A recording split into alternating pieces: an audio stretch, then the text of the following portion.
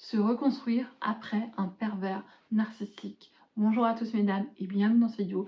Je me présente, je suis Canapel Priscilla, votre coach sentimental spécialisé dans les relations d'emprise avec les PN. Et aujourd'hui on va voir comment se reconstruire, comment reprendre sa vie en main et se libérer de ce sentiment de colère, de haine, de cette envie de vengeance qui est au plus profond de vos tripes. Vous avez l'impression que ce sentiment d'injustice, que cette personne vous a détruit, vous a fait souffrir, à en mourir et que vous avez envie de réparation tout simplement. Et justement aujourd'hui, pour se reconstruire de cette relation, de ce choc post-narcissique qui reste dû à l'impact de cette relation d'emprise très toxique, on va voir dans cette vidéo comment vous reconstruire pas à pas. Mais pour ça, n'hésitez pas aussi à vous abonner, à partager cette vidéo, à liker et surtout, en vous abonnant, vous serez averti des futures vidéos qui vont arriver, qui pourront vous permettre de vous reconstruire et de mieux comprendre les relations toxiques afin d'en sortir définitivement. Pour se reconstruire face à un pervers narcissique, ce qui est le plus difficile, d'après moi, c'est ce sentiment en fait d'injustice, de colère, l'envie de vengeance. Et très souvent, on s'en veut d'avoir accepté des choses inacceptables. On s'en veut d'avoir tout simplement en fait accepté que cette personne nous fasse du mal, que cette personne nous détruit, que cette personne en fait prenne le contrôle de qui nous sommes. Et très souvent dans mes coachings, dans les discussions, que ce soit en commentaire, sur mes différents réseaux et aussi en privé, sur Instagram, Facebook et TikTok, même sur YouTube, je me rends compte que vous avez, et que j'ai aussi vécu ça, je vais pas le cacher, j'ai vécu des relations toxiques, on a ce sentiment d'être détruit, d'être complètement anéanti, brisé par cette relation. Et on éprouve un sentiment de colère immense vis-à-vis de soi-même, vis-à-vis de cette personne, une envie de vengeance, de haine.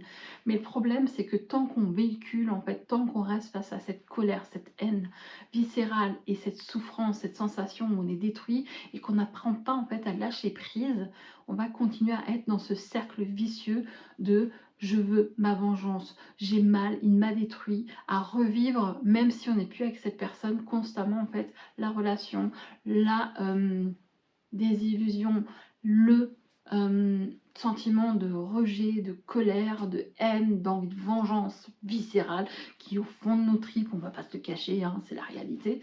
Et je sais que ce mot-là, beaucoup de mes coachés, et c'est un travail que je fais sur un travail émotionnel, et même dans mes discussions, je ne peux pas pardonner ce qu'il m'a fait. Et malheureusement, c'est sine qua non. Le pardon, et croyez-moi, hein, je suis passée par là, hein, c'était pas pump it up, hein, le pardon, c'est pas à cette personne que vous l'accordez. Vous devez apprendre à pardonner pour lâcher prise. Parce que tant que vous ne lâchez pas prise sur ce qui s'est passé, vous ne pouvez pas avancer, vous ne pouvez pas vous reconstruire. Et c'est important de comprendre ce qui s'est passé, d'accepter que cette relation ne sera jamais saine et qu'elle ne le sera en aucun cas. Faire le deuil d'une communication fluide et saine, faire le deuil que cette personne ne changera jamais, faire le deuil aussi que de toute façon cette relation est vouée à la destruction, à la solitude émotionnelle, à la destruction de qui vous êtes en sa globalité, en sa réalité des choses. C'est que cette relation, faut accepter qu'elle vous détruira, que cette personne ne peut pas être sauvée, qu'elle ne peut pas changer, qu'elle ne vous aime pas. Ça, c'est la réalité, même si elle vous a dit que vous étiez l'amour de sa vie. Non, cette personne ne vous aime pas, ne veut qu'une chose, vous contrôler, vous détruire, vous faire du mal parce qu'elle est au fond d'elle, elle trouve une jouissance à vous faire du mal parce qu'elle est en souffrance. Elle a besoin de vous écraser, faire le deuil que de toute façon, quoi que vous fassiez, même si vous vous justifiez, même si vous essayez de lui faire entendre raison, il n'y a rien qui va se passer. Cette personne ne changera jamais. Ne agissez surtout pas à sa provocation, entre parenthèses. N'essayez pas de garder contact et pour vous reconstruire, pour vous détacher émotionnellement, c'est la seule solution. C'est de prendre vos distances, de couper le contact pour sortir en fait de ça, de cette situation où cette personne continuera à avoir un impact émotionnel sur vous. Parce que si vous continuez à être comme ça, à écouter, à lui écrire, à essayer de lui faire entendre raison, ou alors qu'elle essaye de nouveau en fait de vous manipuler pour que vous reveniez, on va être complètement en fait dans un état où la personne va vous faire douter, va vous faire culpabiliser, va vous menacer, va utiliser le love bombing pour vous faire revenir et après vous allez vivre de nouveau la même chose, parfois même pire. Soyons honnêtes. Donc pour pouvoir vous reconstruire face à une personne comme ça et une relation, c'est important de faire le deuil de la relation, faire le deuil de la communication qui ne sera jamais fluide, faire le deuil que de toute façon cette personne ne peut pas changer, que cette personne ne peut pas être saine, que cette personne est toxique, manipulateur, manipulatrice et vraiment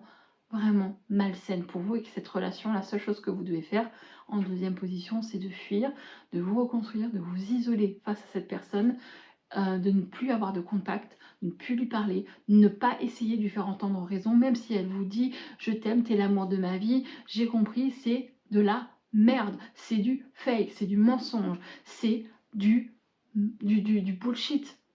Je sais que j'utilise beaucoup de gros mots là, mais c'est la réalité. Si un homme de type pervers narcissique vous dit « tu es la femme de ma vie, j'ai compris, je suis désolée, je te ferai plus subir ça », un vrai pervers narcissique ne veut qu'une chose, que vous reveniez pour pouvoir vous garder, parce qu'il a besoin de vous pour vos vibres. Il a besoin de vous pour vampiriser votre énergie et vous soumettre parce que vous êtes son énergie vitale. Voilà la réalité des choses. En troisième position, ce qui va être aussi important, c'est quand on a des enfants avec un PN, c'est pas facile de couper les ponts. Donc il va falloir vraiment écouter ce que je vais vous dire. Vraiment.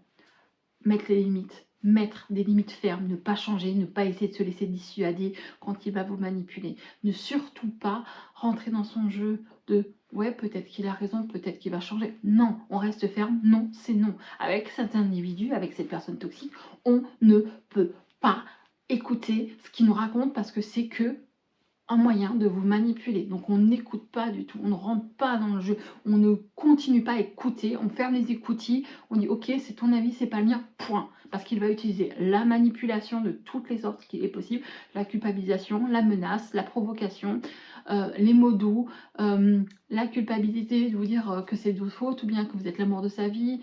Vous allez espérer inconsciemment qu'il change, mais c'est pas, je le répète, je l'ai répété je sais pas combien de fois, changera jamais, il ne changera jamais. Répétez-vous cette phrase dans votre tête tous les jours. Répétez-la tous les jours. Point final. Je veux rien entendre, vous la répétez, vous comprenez que cette relation, ce mec, non, il ne changera pas, il est destructeur, on en sort. Point. Comme je disais, on apprend à mettre des limites. Sérieusement, c'est important. On apprend à dire non, à rester ferme face à un pervers narcissique. On ne change pas d'avis, on lui montre qu'on ne se laissera plus manipuler et qu'on va commencer à un travail pour se détacher émotionnellement, pour se reconstruire. Mais ce qui est important face à cette relation, et comme je disais en début de vidéo, on a ce qu'on appelle un choc post-narcissique et ça laisse des impacts très destructeurs tels que la reviviscence, l'hyper-alerte, c'est-à-dire en fait vous êtes complètement en état d'alerte, le moindre bruit, le moindre truc, vous êtes complètement en anxiété, vous avez une tendance à l'isolation, des reviviscences, comme je disais, ça peut être un lieu qui peut vous rappeler des souvenirs, une odeur, une recette, un parfum, des paroles peuvent vous faire revenir en flashback, que ce soit non le fait que vous êtes réveillé ou même la nuit, vous pouvez rêver de ce que vous avez vécu. Et aussi en fait cet état d'alerte où le moindre bruit, le moindre truc, vous êtes en fait ce qu'on appelle en mode survivor, en mode sécurité, en mode survivant en fait. Votre cerveau s'est mis en mode je dois te garder en survie, je dois te garder en vie. Donc justement pour pouvoir sortir de cette anxiété, sortir de ce stress post-traumatique, il va falloir vous faire accompagner par un professionnel dans le domaine, professionnel qui comprend les relations d'emprise, qui comprend ce que vous avez vécu, qui va vous accompagner pour vous détacher de ça et guérir les blessures, les impacts et les traumas émotionnels laissés par la relation. Ce qui est aussi important, c'est de commencer après cette relation pour se reconstruire à travailler sur votre estime, votre confiance, votre mindset, la vision que vous avez de vous-même. Parce que cette relation, en fait, ce qu'elle a fait, c'est qu'elle vous a détruit psychologiquement. Elle a laissé un impact tellement puissant, tellement douloureux au fond de vous, parce que vous vous sentez, comme je l'ai dit en début de relation, détruite. Vous avez un sentiment de colère vis-à-vis de vous-même. Et comme je disais, le pardon, c'est très important pour pouvoir lâcher prise, pour pouvoir aller de l'avant. Et donc, ce qui est important, c'est de travailler sur l'estime de soi, sur le mindset, sur le lâcher-prise en pardonnant. Parce que je précise, je vais vraiment revenir sur le pardon. Le pardon, c'est en fait pas à cette personne que vous pardonnez, c'est à vous que vous l'accordez. Ça vous permet de lâcher prise, de travailler sur le fait, ok, j'ai vécu ça, elle m'a fait endurer ça, je pardonne, je me pardonne à moi-même d'avoir accepté l'inacceptable, pour pouvoir aller de l'avant, parce que je mérite d'être heureux, je mérite d'être épanoui, je mérite d'avoir une relation saine avec moi-même, je mérite en fait d'avoir cette indépendance émotionnelle, je mérite d'avoir confiance en moi, de m'aimer et d'avoir une personne en fait à l'avenir à mes côtés qui va m'aimer, me respecter, où il y aura des relations en fait et de la communication saine, où cette personne et cette relation va m'élever et je pourrai en fait avoir une vie en dehors du couple sans être contrôlée, sans être détruite. Parce que c'est ce que vous méritez. Vous êtes une personne extraordinaire, vous êtes des femmes fortes, vous êtes des femmes, comme je les appelle aujourd'hui, et c'est le groupe que je suis en train de créer, ce qu'on appelle les femmes victorieuses. Mes femmes victorieuses, je veux que vous compreniez que vous êtes victorieuses. Parce que ce que vous avez vécu, c'est potentiellement horrible, c'est potentiellement destructeur.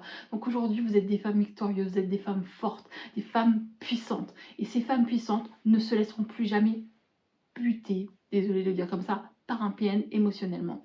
Je sais que j'ai des mots crus, mais au jour d'aujourd'hui, il est peut-être temps en fait de dire les choses. Vous ne devez plus vous laisser détruire, tuer intérieurement par une personne comme ça. Donc aujourd'hui, devenez la femme que vous êtes au fond de vous, que cette personne a voulu détruire parce qu'elle n'est pas morte. Vous n'êtes pas détruit. Vous êtes là. Prenez le pouvoir sur qui vous êtes. Prenez le pouvoir sur votre vie parce que vous méritez le bonheur et que le lâcher prise, la conscience que cette relation ne deviendra jamais saine, le pardon, travailler sur l'estime de soi, suivre une thérapie avec une personne adaptée qui va pouvoir vous accompagner, ça va vous permettre en fait de faire le deuil de ce qui vous est arrivé et de pouvoir en fait par la suite travailler sur vos failles, vos blessures qui vous poussent inconsciemment vers des relations toxiques et développer un attachement beaucoup plus sécure, beaucoup plus sain et en fait vous libérer de ces relations toxiques parce que vous méritez d'être heureux, vous méritez d'être épanoui et j'espère vraiment que cette vidéo vous a plu. Comme je le dis, soyez les femmes victorieuses qui dorment en vous et devenez la meilleure version de vous-même pour vous les amis parce qu'aujourd'hui vous méritez d'être heureuse. Et bye bye, je vous fais des bisous.